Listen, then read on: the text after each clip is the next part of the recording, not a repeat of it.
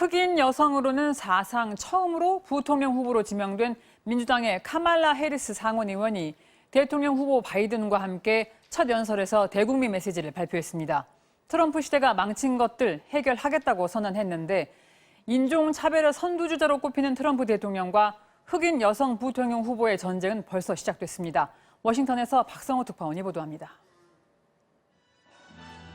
미국 민주당의 대통령, 부통령 후보가 마스크를 쓴 채 나란히 입장했습니다. 조 바이든 전 부통령은 오는 11월 자신과 짝을 이뤄 선거를 치를 카말라 해리스 상원 의원을 부통령 후보로 힘주어 소개했습니다. Kamala, as you all know, is smart. She's tough. She's experienced. She's a proven fighter for the backbone of this country. 바이든은 이민자 가정 출신인 해리스 의원의 이야기는 곧 미국의 이야기라고 의미를 뒀습니다. 바이든은 해리스와 함께 임기 첫날부터 트럼프 대통령이 망쳐놓은 국내외 문제를 해결하고 새로운 미국을 건설하겠다고 밝혔습니다. 바이든의 소개로 연단에 선 해리스 의원은 당장 일할 준비가 돼 있다고 첫 소감을 밝혔습니다. 그는 경제와 의료, 아동 문제 등을 해결해야 할 미국의 문제로 꼽았습니다. 특히 트럼프 대통령이 코로나19에 잘못 대처하고 인종차별에 대한 각성이 두드러지면서 정권 교체가 더 절실하다고 강조했습니다. We don't have to accept the failed government of Donald Trump and Mike Pence. In just 83 days, we have a chance to choose a better future for our country. 오늘 공개된 첫 대선 광고에서 해리스 의원은 조 바이든은 미국을 전진시킬 믿음과 품위, 인격을 갖춘 사람이라고 치켜 세웠습니다. 한편 트럼프 대통령은 트윗을 통해 해리스 의원이 급진 좌파이며 과거 바이든을 인종차별주의자라고 공격했다고 비꼬았습니다. 워싱턴에서 MBC 뉴스 박성호입니다. 러시아가 개발했다고 주장하는 코로나19 백신의 안정성과 효능을 놓고 논란이 가열되고 있습니다. 임상시험도 마치지 않은 백신을 세계 최초라며 승인한 조치에 대해 각국이 의구심을 제기하고 있는데 러시아는 경쟁심 때문에 그러는 것 아니냐, 근거 없다면서 일축했습니다. 김정환 기자입니다.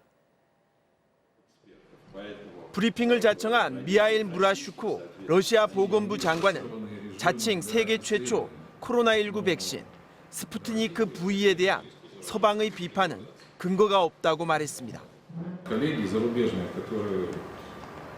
Видимо, чувствуя определенные конкурентные преимущества российского препарата. 그러면서 첫 번째 백신 제품이 앞으로 2주 내에 생산될 것이고 의료진 등에게 먼저 제공될 거라고 말했습니다. 푸틴 대통령도 에마뉴엘 마크롱 프랑스 대통령과 전화 통화를 갖고 이번 백신에 대해 설명한 것으로 알려졌습니다. 그러나 미국의 보건당국 책임자들은 러시아가 백신의 안전성과 효능을 확실히 입증했는지 의문이라며 이를 증명하려면 3단계 임상시험에서 확보된 투명한 데이터가 필요하다고 강조했습니다. The point is not to be first with a vaccine. The point is to have a vaccine that is safe and effective for the American people and the people of the world. 일반적인 3단계 임상을 거치지 않고 단 76명만 상대로 1단계 시험을 한 뒤 투명한 자료 공개 없이 한 달 만에 최종 승인한 절차 자체를 신뢰하기 어렵다는 겁니다. WHO도 이 백신을 사전 승인할지 여부를 러시아와 협의하고 있다면서 엄격한 평가가 필요하다는 유보적 입장을 내놨습니다. 이런 가운데 독일 보건당국은 올 가을까지 1종 이상의 백신 사용이 가능할 것으로 전망하면서도 코로나19의 돌연변이로 백신 효과가 제한적일 수 있다며 대유행 통제까지는 어려울 것으로 내다봤습니다. MBC 뉴스 김정환입니다.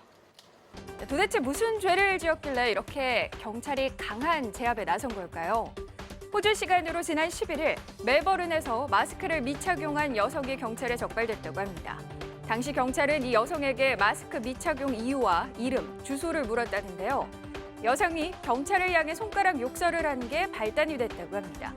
여성의 남자친구는 현지 언론과의 인터뷰에서 경찰이 마스크 미착용에 대한 벌금을 물기 위해 혈안이 된 것 같다며 울분을 터뜨렸다는데요. 손가락 욕설을 한 여성도 문제 있지만 경찰의 과잉 제압도 분명 문제는 있어 보입니다. 정부와 부동산 시장의 힘겨루기가 계속되고 있는 모습입니다. 정부와 경찰과 국세청까지 동원해 집값 과열 양상을 보이고 있는 수도권과 세종시의 부동산 거래에 대한 단속을 강화하겠다고 나섰지만 부동산 시장은 그동안의 관성에서 좀처럼 멈출 기미를 보이지 않고 있습니다. 이문현 기자입니다. 정부가 매매, 전세가 담합과 거래 중 탈세, 대출 규제 위반 등 부동산 시장 전반에 대한 특별 점검을 시행하고 있다고 밝혔습니다. 경찰은 지난 7일부터 100일에 걸친 특별 단속을 진행 중이고 국세청도 지난 8.4대책에서 발표한 주택 공급 지역을 중심으로 거래 동향을 주시하고 있습니다. 홍남기 부총리는 정부 서울청사에서 관계 장관들과 부동산 시장 점검 회의를 열고 경찰청과 국세청의 점검 역량을 강화할 예정이라고 밝혔습니다. 정부는 시장 교란 행위, 특히 입주민의 가격 담합 행위에 대해서 강력 대응할 방침입니다. 인터넷 부동산 카페와 유튜브 등 온라인 플랫폼에서 이뤄지는 교란 행위도 단속 대상입니다. 홍 부총리는 적발 사례에 대해서는 형사이권 조치를 할 예정이라며 대응 규정이 미흡하면 관련 제도 개선도 적극 검토할 예정이라고 강조했습니다. 개정된 공인중개사법에 따르면 시세에 영향을 미치는 행위나 특정 공인중개사의 중개 의뢰를 제한하는 행위는 3년 이하 징역 또는 3천만 원 이하 벌금에 처해질 수 있습니다. 정부는 또 9억 원 이사 고가주택 거래 중 탈세나 대출 규제 위반이 의심되는 거래도 다수 포착됐다며 조사 결과를 이번 달 내에 발표할 계획입니다. 홍 부총리는 확고한 정책 의지를 통해 가격 안정에 대한 시장 신뢰를 회복하고 실수요 중심으로 주택시장 체질을 개선하겠다고 설명했습니다. MBC 뉴스 이문현입니다.